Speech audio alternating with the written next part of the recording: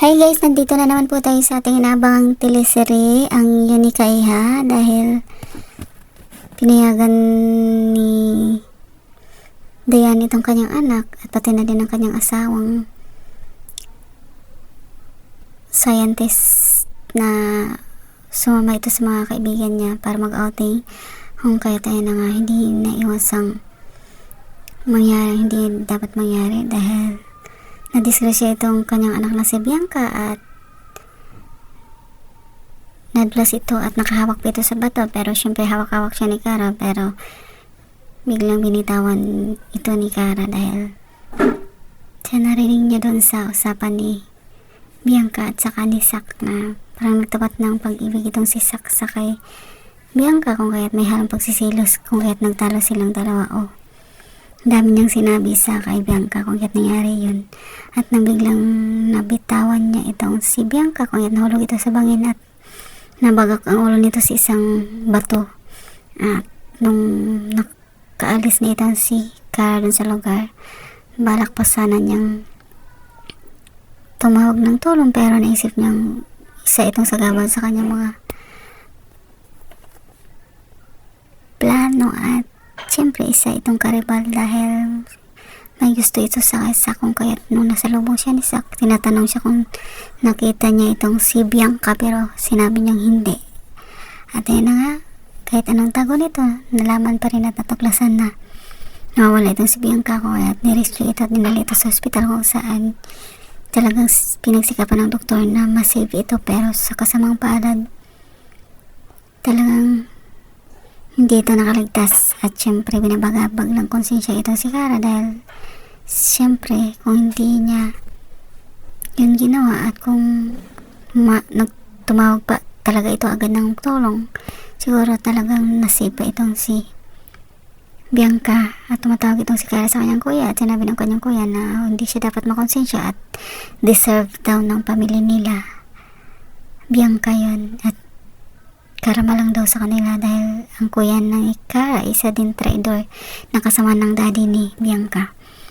At yun na nga, naghinagpis itong pamilya ni Bianca, kasama na din itong kanyang mami na sobrang nalungkot at iyak ng iyak. At sa araw ng kanyang libing, siyempre sobrang nasaktan sila at nalulungkot sa hindi inaasahang pangyayari.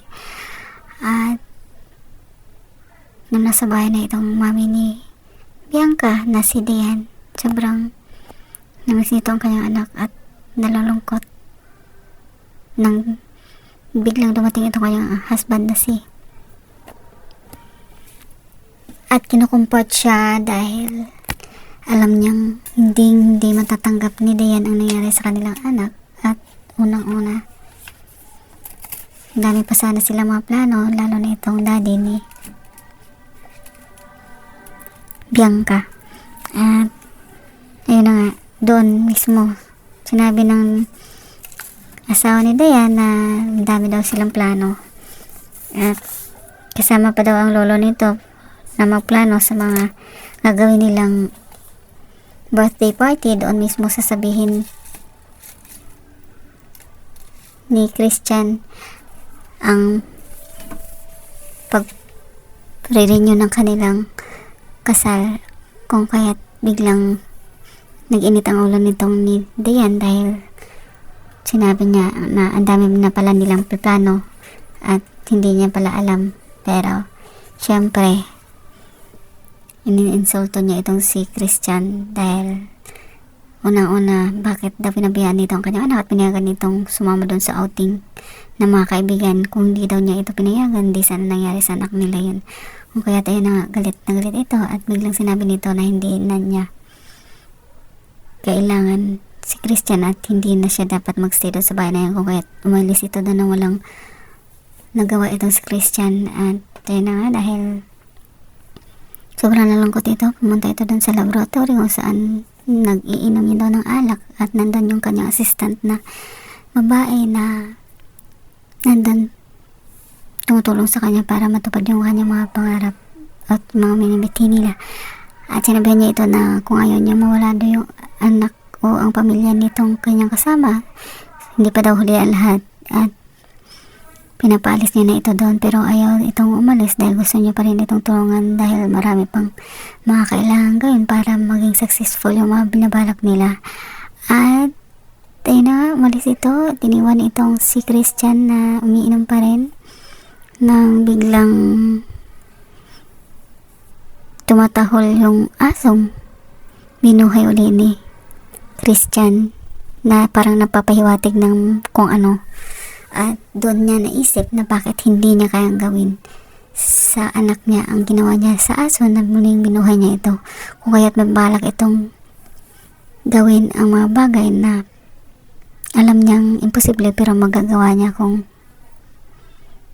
pupursigihin niya para lang maibalik ang tiwala ng kanyang asawa at ang kanyang anak. Kung kaya't balak nitong gawin ang human cloning sa kanyang anak na si Bianca. Kung kaya biglang nung bumalik na yung kanyang assistant, nagulat ito kung ano daw yung mga ginagawa ng Christian at doon niya nalaman na 3 months old na yung fetus na sinabi niyang galing kay Bianca at sobrang nagulat ito. Abangan na lang ang susunod ng mga guys. Thank you so much for watching. Please don't forget to like, subscribe, and press the bell button for you to notify on my next video. Thank you and bye!